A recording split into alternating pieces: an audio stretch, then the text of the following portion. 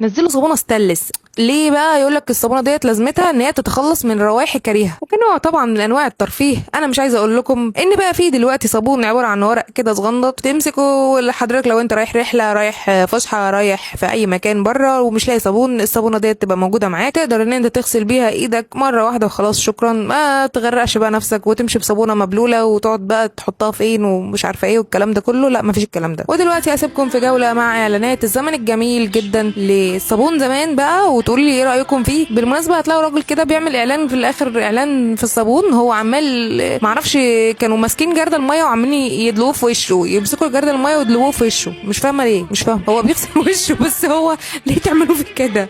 ليه بتعملوا في كده بس؟ مش فاهمه. ماشي قشطه خلاص هسيبكم بقى مع فقره الاعلانات، وكان معاكم فاطمه عادل، والى هنا انتهت حلقتنا من بودكاست غسيل افكار. سلام. بيرغي لكن دي رغوة شيك، افضل يا اخويا ترغي وريحتها هتخليك.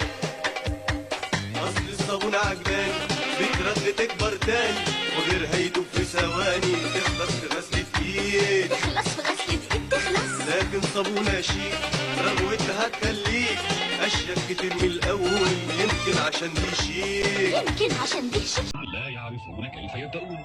إليهم زست آخر، زست الأزرق الجديد، منعش هذا ببحر يتفجر عطرا ويلقي حيوية.